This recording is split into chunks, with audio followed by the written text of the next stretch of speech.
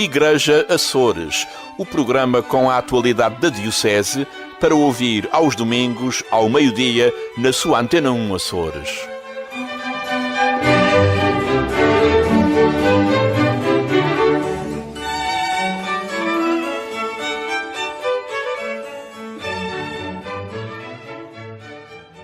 Boa tarde, seja bem-vindo a mais um Igreja Açores, este que é o último antes das férias de verão. O programa fará uma pausa de algumas semanas e é por isso que hoje é dia de balanços. O Bispo de Angra, Dom João Lavrador, é o nosso convidado desta edição.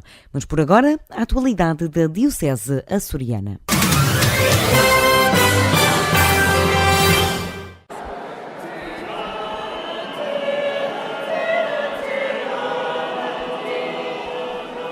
Jacob Vasconcelos é o novo sacerdote ao serviço da Diocese de Angra. A Ilha das Flores foi pequena para tantos familiares e amigos do jovem florentino na missa de ordenação e na missa nova de Jacob. Na missa de ordenação, presidida por Dom João Lavrador, o Bispo de Angra felicitou a comunidade das Flores por ter incentivado a mais uma vocação oriunda da Ilha do Grupo Ocidental. A missa de ordenação foi animada pelo coro Tibério Franco, da Derrachã, Ilha Terceira, e contou com um momento especial no final, a bênção apostólica do Papa Francisco. O documento foi lido e entregue pelo reitor do Seminário Episcopal de Angra, Padre Hélder Alexandre, que não escondeu a emoção durante toda a celebração. Já na Missa Nova, a 2 de julho, a animação ficou a cargo de um coro de 90 vozes de todas as comunidades paroquiais da Ilha das Flores e regido pelo reitor do Seminário Episcopal de Angra. Jacob assentou a sua primeira homilia num pilar fundamental. A Igreja deve ser acolhimento de forma a que todos se sintam em casa. De facto, irmãos e irmãs, onde há caridade verdadeira e desinteressada, nasce a vida, renasce a história e cria-se um mundo novo, onde todos são irmãos e se sentem acolhidos. Ao meditar nesta leitura, pensava que a atitude que nos é apresentada deve ser uma marca do ministério sacerdotal em particular e de todos os batizados em geral. Acolher, acolher, acolher. É uma necessidade para a qual devemos estar despertos. Não pode haver evangelização, nem ministério, nem vida cristã verdadeira que não se esforce por fazer com que todos se sintam em casa. É uma etapa que não pode ser queimada e que deve servir de rampa de lançamento para um processo de encontro com o projeto que Deus tem para cada um de nós. Antes de apresentarmos normas ou moralismos, acolhamos e tentamos perceber o que vai na alma de cada um. Só o Senhor sonda os corações, pelo que cada um deve fazer um esforço contínuo por escancarar as portas do seu próprio coração a todos os que se abeiram dele. Além disso, podemos ir mais longe. Saiamos nós também e procuremos quem precisa de um quarto onde possa descansar das fadigas da vida. Não tanto um quarto de cimento, mas um espaço de segurança e de verdade, onde possam ser ouvidas as preocupações daqueles que mais precisam. Jacob falou de acolhimento na primeira pessoa. Não esqueceu aqueles que lhe abriram as portas de casa. Muito devo a quem me abriu as suas portas e me ajudou a ser mais. Foi um grande complemento para mim. Oxalá nunca faltem famílias generosas que possam continuar a ter estes gestos. Que na Igreja há lugar para todos. Cada qual é chamado a descobrir a sua vocação. Não há mutações limitadas nos desígnios de Deus. Olhando a nossa própria vida, tentemos descobrir o que o Senhor pretende de nós. Encontremos o nosso lugar. Acolhamos os irmãos e seremos verdadeiramente felizes. Das emotivas celebrações, a alegria de festejar o início de uma vida ao serviço de Deus, com folia à moda das flores.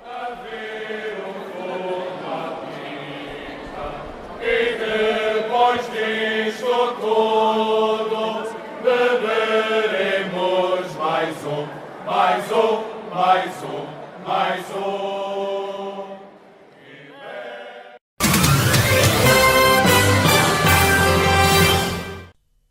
Mais de 100 acólitos oriundos de 6 das 9 ilhas dos Açores participaram na 5ª peregrinação dos acólitos na Ilha das Flores no passado fim de semana. Para muitos jovens não é uma estreia e, por isso, para além das noções básicas sobre a liturgia, os jovens já tiveram também noções mais avançadas, adianta o padre Marco Luciano, diretor do Serviço Diocesano da Liturgia. Nós temos a noção que temos acólitos muito novos e temos outros que já fizeram uma caminhada. Atender a estas idades nem sempre é fácil, nem às caminhadas daqueles que, enfim, fazem parte dos acólitos, dos grupos dos acólitos. Agora, o que é certo é que nós temos sempre a preocupação de, em cada ano, na peregrinação, termos temáticas e termos, no que diz respeito, por exemplo, às oficinas, temos sempre a preocupação de ter pelo menos uma ou duas em que as temáticas abordadas são temáticas de iniciação e os mais novos, particularmente aqueles que começaram a ser acólitos há 1, 2 anos e que não fizeram este tipo de formação, refiro-me concretamente a esta temática que foi, por exemplo, abordada, a questão do ser acólito, iniciação ao ministério, as alfaias litúrgicas, as cores litúrgicas, quer dizer, isto é tudo muito formação inicial.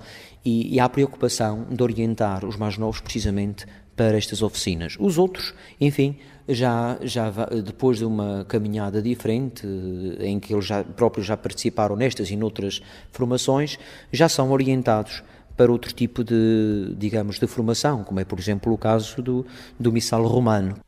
5 anos depois, é tempo de fazer avaliações. Apesar do risco de organizar a peregrinação na Ilha das Flores e dada a manutenção do número de inscrições e de deslocações de jovens à Ilha do Grupo Ocidental, o Serviço Diocesano entende que é hora de criar uma equipa especificamente para os acólitos. E por isso mesmo, o Serviço Diocesano da Liturgia, com a avaliação que faz dos seus trabalhos e ao terminarmos 5 anos de atividades, sentimos a necessidade agora de criar uma equipa só para a pastoral dos acólitos. Já está a exigir isto. Este movimento, que tem sido um movimento crescente, de consciencialização para este Ministério e a importância que ele próprio tem, nós sentimos a necessidade da formação de uma equipa de dinamização deste setor da pastoral dos acólitos. E essa equipa será essencialmente composta por sacerdotes, mas também terá leigos já? Sim, essencialmente por leigos. Essencialmente por leigos e terá um sacerdote a acompanhar. A equipa será composta por leigos com orientação do padre Marco Sérgio Tavares. A Comissão da Pastoral dos Acólitos deverá entrar em funcionamento já a partir do próximo ano pastoral.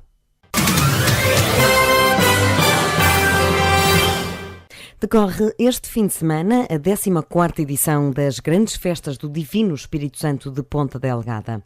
As festas abriram na passada quinta-feira com uma palestra proferida pelo padre José Paulo Machado, natural de São Miguel e ex-pároco de Santa Clara, em Ponta Delgada.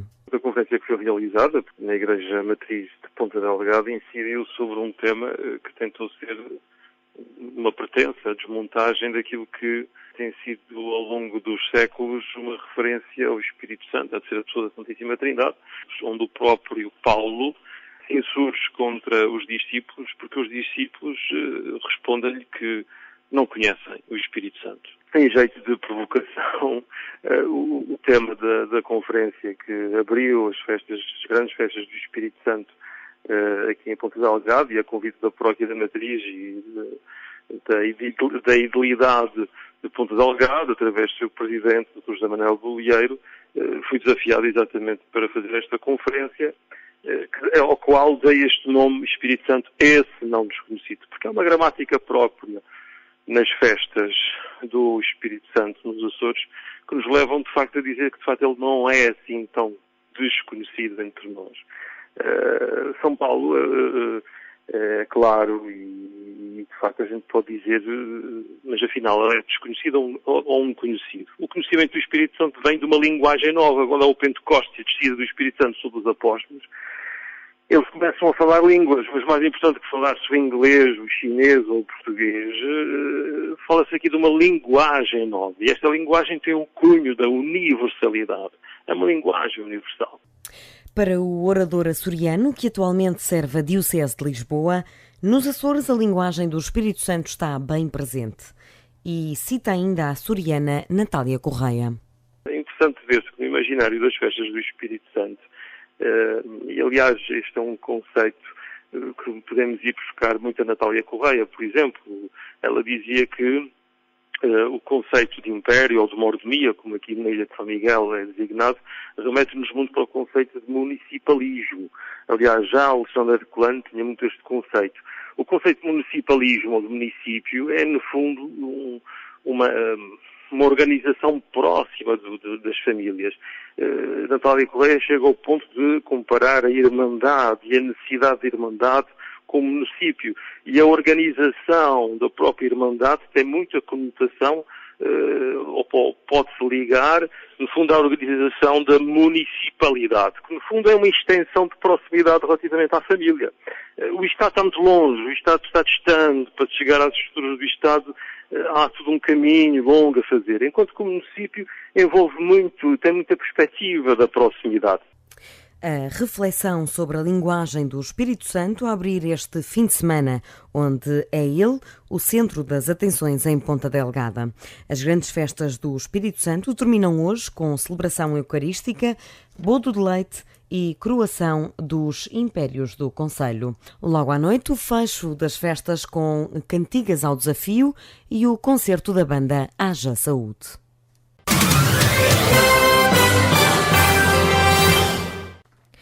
Depois de 9 reuniões com os responsáveis dos ranchos de romeiros da Ilha de São Miguel, o Conselho Consultivo do Movimento de Romeiros reuniu na passada sexta-feira para preparar o novo ano pastoral.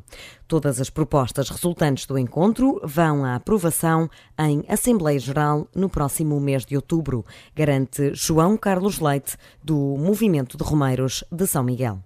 Fomos sobretudo ao encontro de propostas, de partilhar soluções, de ouvir opiniões e de sugestões para as nossas atividades no próximo ano pastoral.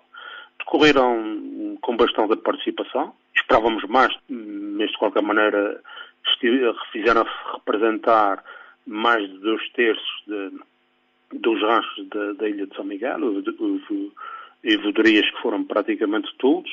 Houve outras que foram sensivelmente um pouquinho mais de metade. São as conotações que nós consideramos extremamente positivas. As pessoas, num espaço mais reservado, digamos assim, as pessoas têm mais oportunidade de manifestar a sua opinião num grupo mais restrito. Na auscultação das ouvidorias, a direção confirmou a utilidade que os grupos têm nas paróquias. Cada vez mais os romeiros são nas diversas vertentes da vida pastoral e da vida comunitária em cada localidade, são os romeiros o movimento mais próximo dos respectivos párocos para a realização de diversas tarefas pastorais. Isso é transversal a praticamente todos os ranchos. Agora, também entendemos que é importante haver alguma organização de todos para poder, e à semelhança do que tem sido feito nos anos anteriores, para podermos também ser mais resposta indo de encontro às orientações pastorais da nossa Diocese. A principal prioridade para o próximo ano pastoral acompanha as orientações diocesanas, família e ação social. Entre as iniciativas dos romeiros para o ano de 2017-2018 estão ações formativas para o enriquecimento da componente espiritual.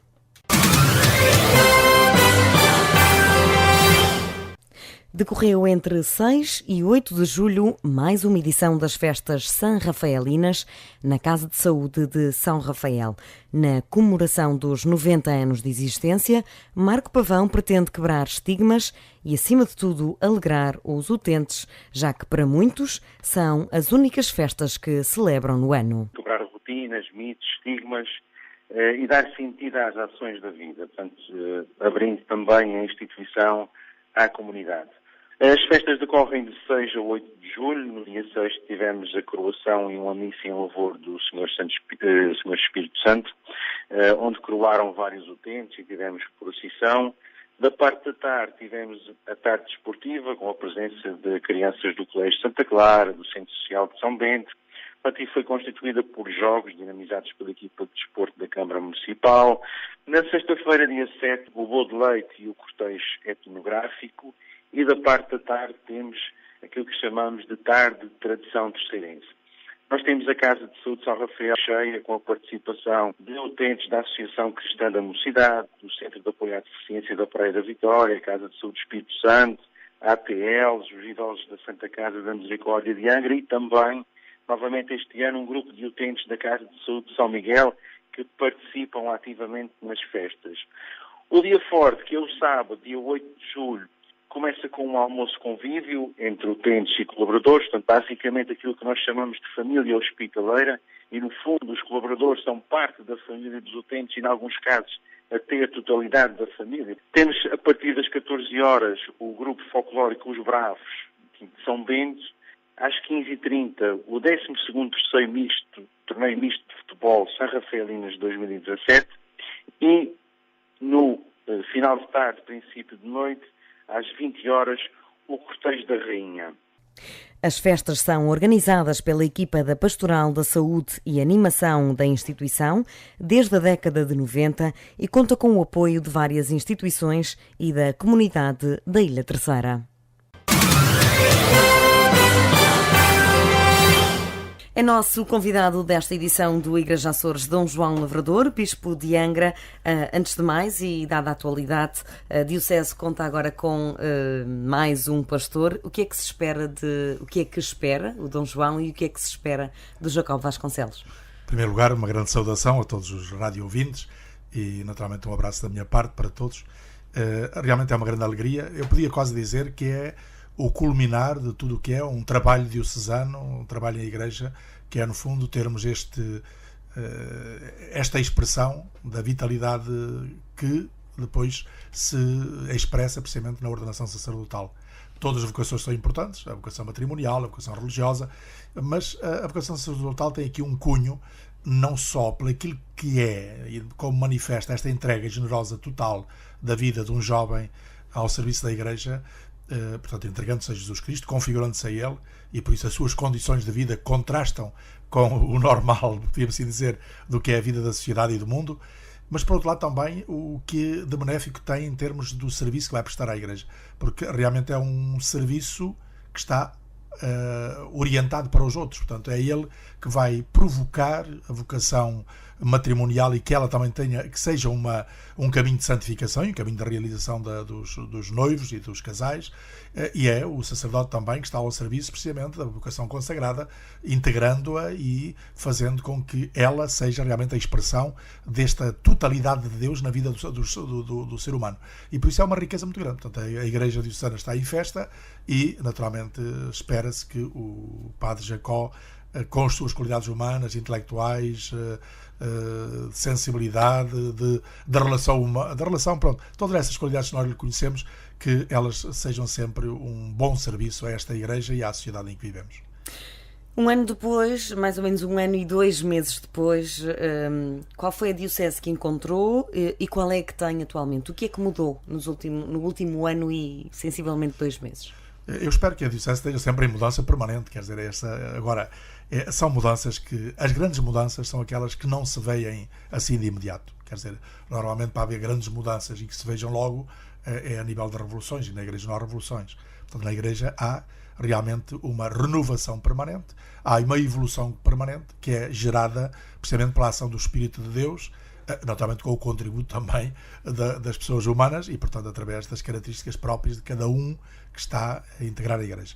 E por isso eu diria que, em primeiro lugar, a minha atitude é de ação de graças por todo o trabalho que ao longo dos tempos tenho vindo a fazer nesta Diocese de Angra, e tão bem feito, através dos meus antecessores como bispos, através dos sacerdotes que na sua dedicação, no seu trabalho, realmente têm correspondido de alguma maneira a tudo aquilo que a Igreja pede para esta renovação conciliar e para uma Igreja presente e atuante no mundo de hoje, através dos leigos que em variadíssimas situações, através dos diversos movimentos e através das comissões diocesanas, nos diversos setores, estão a trabalhar e a dedicar-se para que a Igreja seja uma Igreja atenta a todas as realidades, inclusive também aos leigos e para a responsabilização dos leigos, através dos consagrados, que embora sendo poucos na nossa Diocese, todos eles estão integrados, e para mim é uma grande alegria vê-los sempre a comungar com a Igreja Diocesana e com os seus projetos e as suas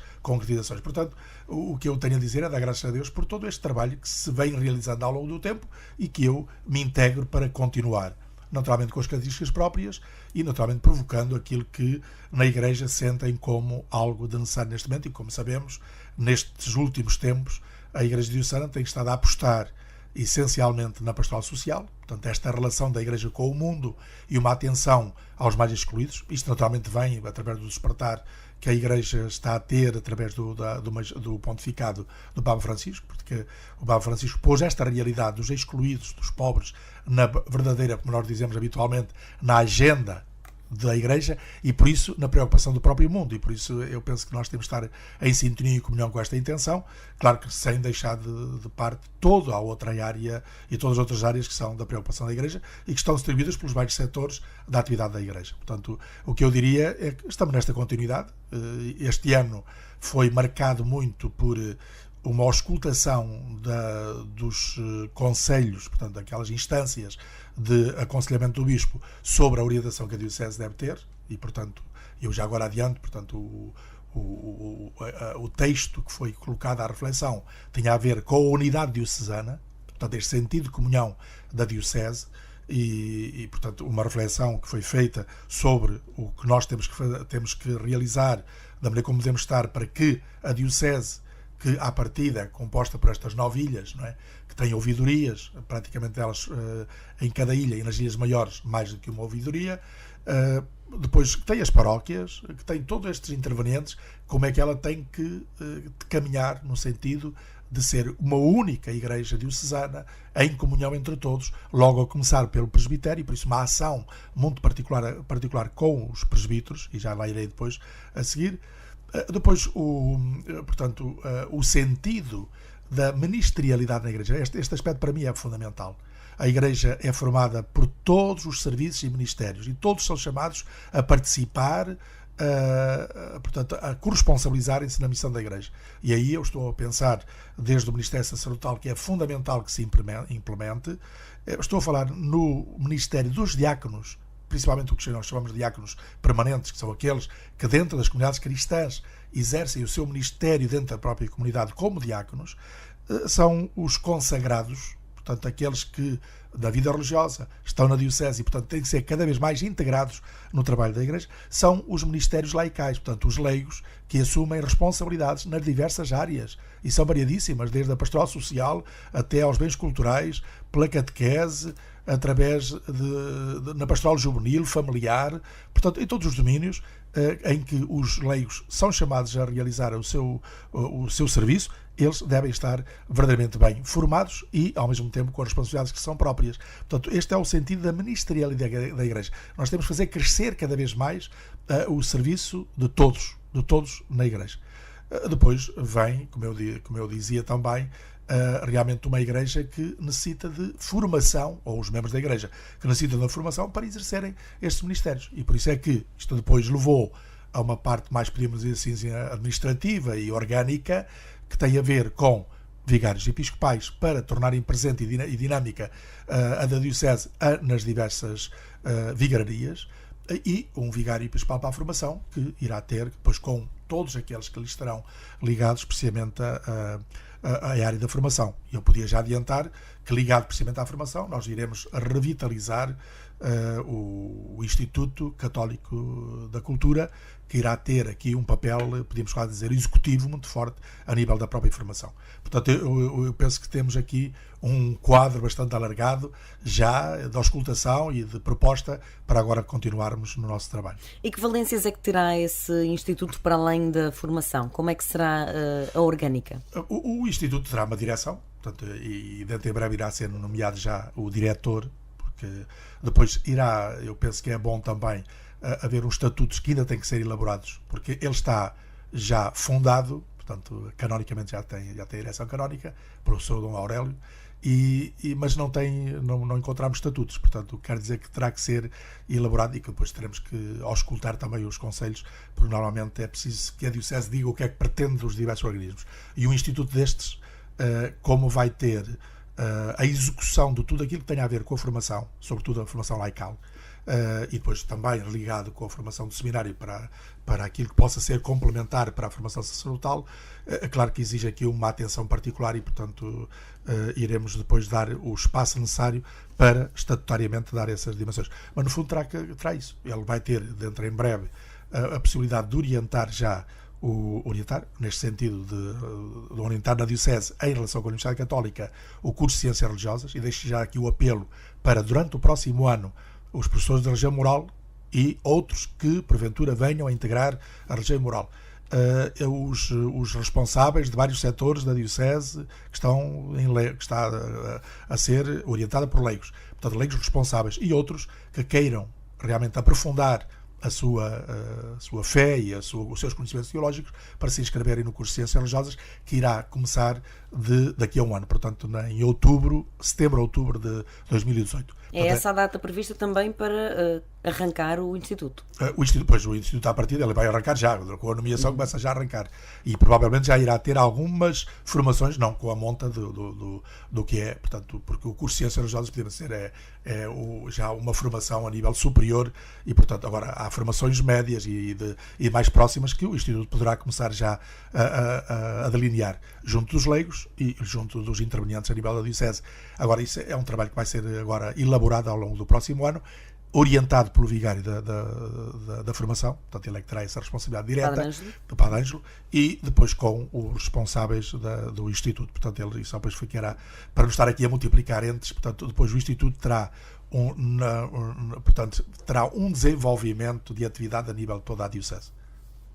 Portanto, também acontecerá em outras ilhas. Sim, eu espero que sim. Mas essas formações mais pequenas. Sim, depois terá que se ver o que é necessário em cada ilha. Claro que não é necessário um trabalho de formação superior, provavelmente terá que ser outro tipo de trabalho e aproveitando depois as realidades locais, porque nós temos que aproveitar muitas realidades locais e temos que aproveitar as novas tecnologias. Eu já ao enviar para a Universidade Católica a nossa proposta e o nosso pedido, também solicitava que tivessem atenção às novas tecnologias. E a Universidade Católica está muito dentro disso e ao mesmo tempo está muito sensível para isso. Estamos a falar de e-learning e ao mesmo tempo o Skype. Portanto, a possibilidade de haver esta possibilidade de videoconferência por Skype e o e-learning, porque hoje são plataformas necessárias. Claro que não podem, porque a teologia é muito interessante, que a teologia exige uma quantidade de presenças, portanto, ou seja, de aulas presenciais. Portanto, é talvez das áreas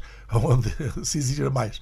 É compreensível, mas, por outro lado, é possível fazer uma grande quantidade das aulas em e-learning ou Skype, portanto, por via Skype, portanto, para videoconferência. Neste ano pastoral, as atenções estiveram viradas para a pastoral social. Reuniu inclusivamente com alguns empresários da Ilha de São Miguel, apenas, ou de mais alguma? Pois, as reuniões são sempre solicitadas a partir dos implicados, neste caso. Portanto, foi a partir da ouvidoria de Ponta Delgada, com o seu ouvidor e com outros padres, que, junto com os empresários, pretenderam fazer este encontro. Foi maravilhoso, principalmente para mim. O que é que lhes pediu concretamente? Eu já tinha pedido, no programa que houvesse um gesto da sua parte de generosidade, que era a possibilidade de empregarem mais um empregado, mais uma pessoa. Desculpem a tautologia, mais uma pessoa. E foi muito interessante, foi a partir daí que se desenvolveu o contacto, que foi a possibilidade de eu, junto dos empresários, lhes abrir o que é que a Igreja tem como possibilidades de doutrina, de princípios, de orientação, e de lhes oferecer este sentido de presença junto deles. Porque, quer queremos, quer não, os nossos empresários passam por horas difíceis, precisam de apoio, muitas vezes não têm clareza nos objetivos que se pretendem alcançar, em última instância, e a Igreja tem uma doutrina social muito importante para ajudar. Não é para fazer nenhum currículo empresarial, não é para fazer nenhuma, como é que a gente pode dizer, nenhum princípios doutrinários para partidos, o que seja. Não é para isso.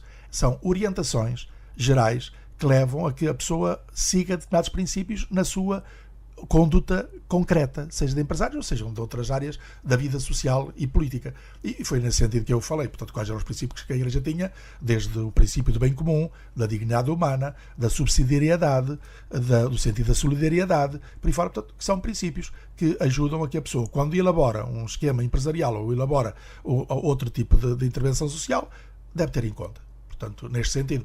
Ora bem, e foi nestas áreas que nós falámos e que depois despontou numa coisa que me alegrou muito, foi o desejo de continuarem, e provavelmente iremos ter a possibilidade de, em breve, ter aqui um núcleo da ASEG, que é uma associação cristã de empresários e gestores, para podermos então ter um acompanhamento mais próximo de todos estes.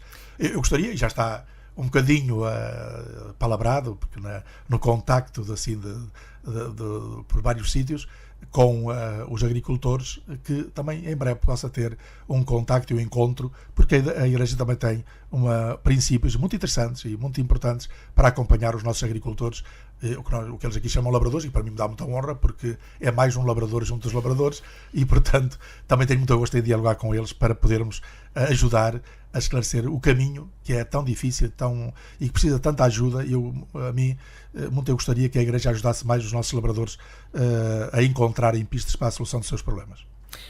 Que indicações é que pretende dar à Diocese para o próximo ano pastoral? A pastoral social vai continuar a ser o principal foco? Sim, e vai ser sempre. Dentro da minha perspectiva, já vem do passado e da minha sensibilidade, vem da sensibilidade da Igreja, vem desta proposta, como eu dizia, do Papa Francisco, que continuamente nos está a desafiar para uma atenção e um diálogo com o mundo de hoje, e o diálogo e a presença da Igreja no mundo não se pode fazer sem uma atenção privilegiada aos excluídos e aos pobres. Isso não haja dúvida, temos que estar aqui. E falo dentro do contexto do Evangelho, não faz de outra maneira. E por isso falo em diálogo com todas as instituições. E eu penso que tudo aquilo que nós temos estado a fazer tem sido em diálogo com a Diocese e as suas estruturas, e tem estado a ser em diálogo com as instituições de serviço público, inclusive do Governo, que eu quero agradecer imenso a amabilidade de terem estado sempre abertos ao convite que lhes temos lançado para esta plataforma de diálogo e de encontro, para melhor encontrar caminhos para a solução dos problemas, que são vastíssimos, são muito difíceis, não são fáceis, não se resolvem só aqui a nível da nossa região, também não se resolvem só a nível do nosso país. São problemas que estão hoje ligados a toda a globalização que nós estamos. Mas há aqui algo que nós podemos fazer e que, com o contributo todo, podemos chegar lá. Portanto, iremos continuar, por isso eu dizia, vamos continuar no próximo ano e iremos continuar mais. Agora, no próximo ano tem algumas indicações próprias, porque, em primeiro lugar, o próximo ano é a preparação do Sínodo dos Jovens. E, portanto, nós temos que dar aqui uma nuance muito própria, que é a pastoral social no que toca à juventude. Juventude que está nas escolas, ou deve estar nas escolas, juventude que olha para o seu futuro e, portanto, tem que ter em si o que nós chamamos normalmente ferramentas para encararem o futuro.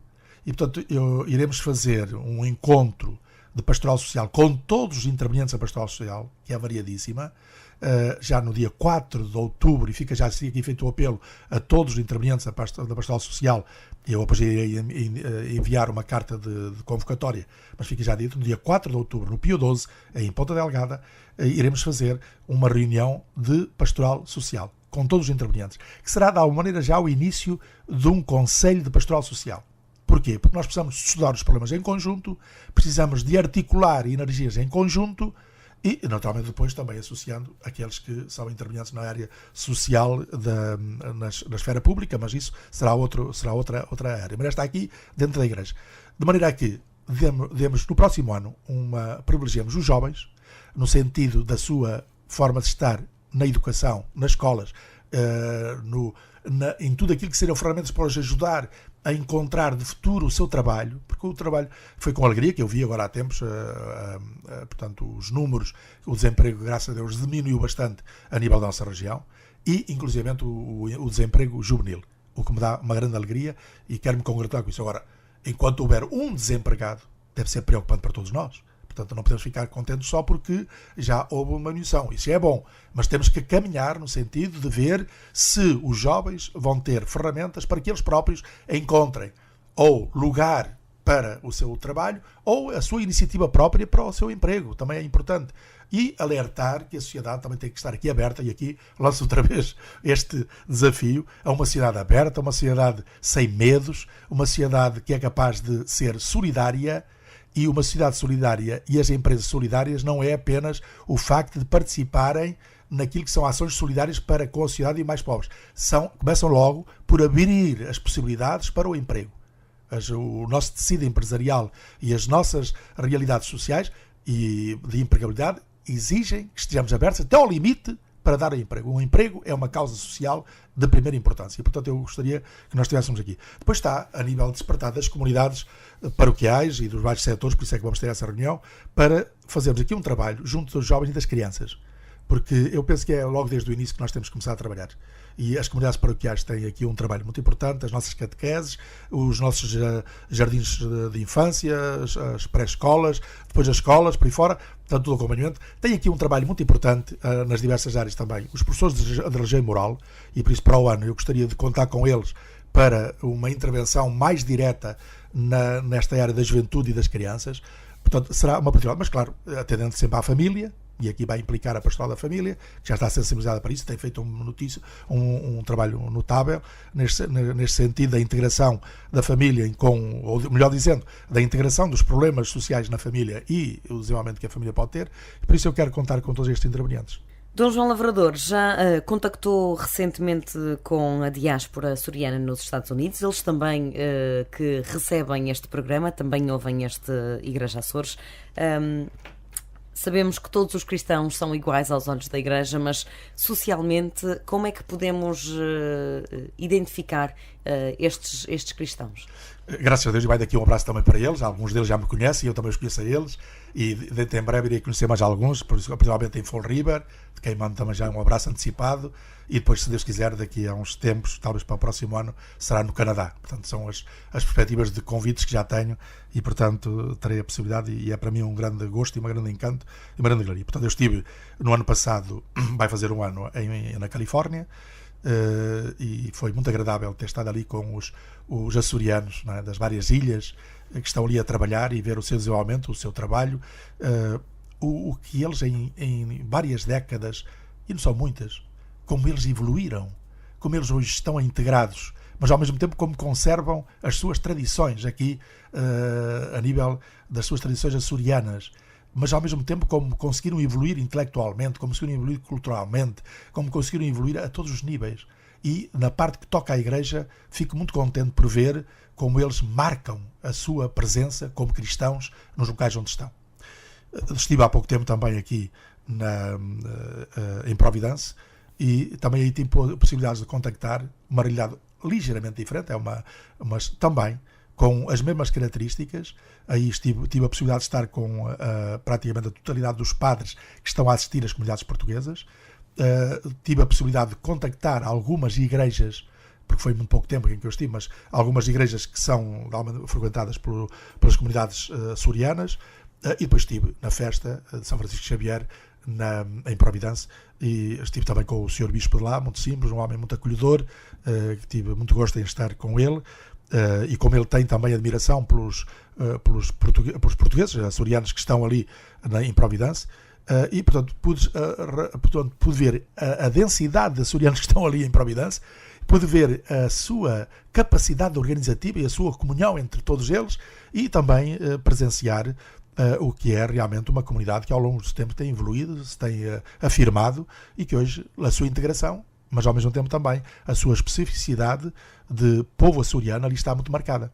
Aqui há tempos eu via numa reportagem que fizeram a nível da televisão, que foi também muito interessante ver que os açorianos que estão na diáspora, além de lá gostarem de ter as suas tradições açorianas e manterem a sua realidade cultural e sobretudo a sua perspectiva religiosa, também têm todo o gosto em virem às suas ilhas, às suas terras natal, para aí comungarem com as tradições que se vivem aqui. Isto é muito bonito. E por isso fica aqui o apelo, não só que tenho muito gosto em ir lá e de eles convidarem que nós, aqui os açorianos que estamos aqui residentes, possamos comungar com eles nas diversas iniciativas deles, mas que eles também venham até cá, que têm sempre aqui um lugar nas suas terras, nas suas paróquias, e particularmente quando são os momentos de grandes festividades, é sempre bom ver cá aqueles que estão na diáspora. Por isso, para mim tem sido muito agradável e certamente vai ser muito útil para um conhecimento, porque eu preciso de conhecer os nossos diocesanos que estão na diáspora, para estar com eles e comungar desta sua forma de estar,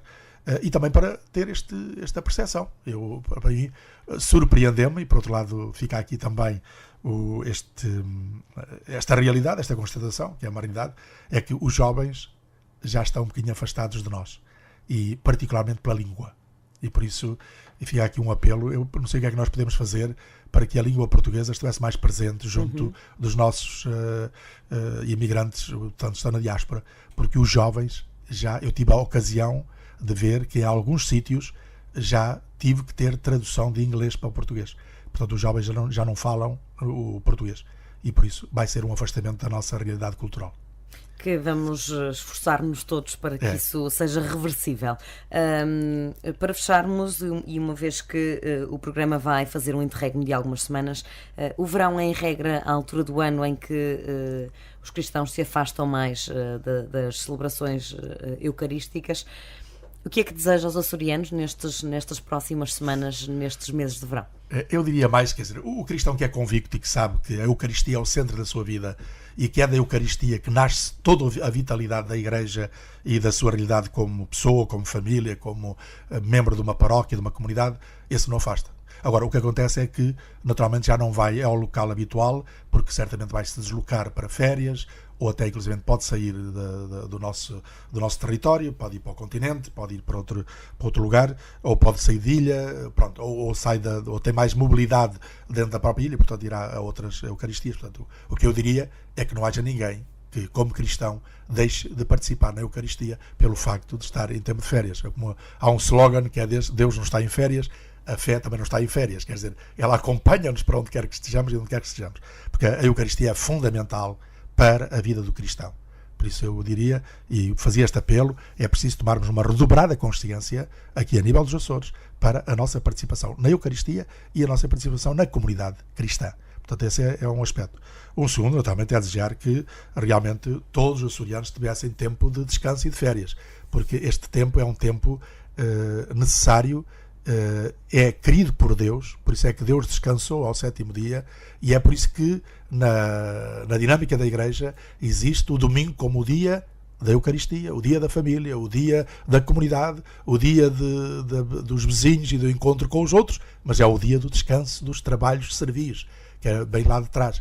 E era bom a gente ter isso, porque o ser humano é mais do que o seu trabalho. O trabalho é muito digno, é muito importante, mas há o ser humano que é sempre mais digno do que o trabalho. E por isso ele precisa de ter este tempo de descanso. É algo de importante.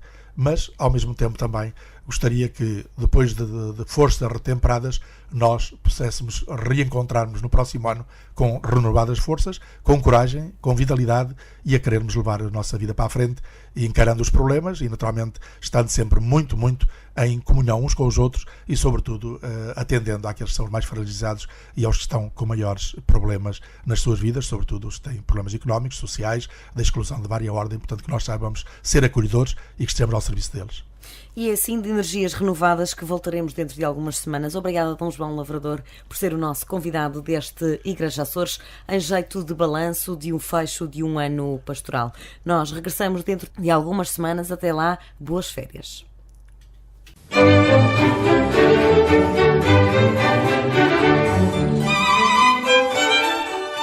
Igreja Açores, o programa com a atualidade da Diocese, para ouvir aos domingos, ao meio-dia, na sua Antena 1 Açores.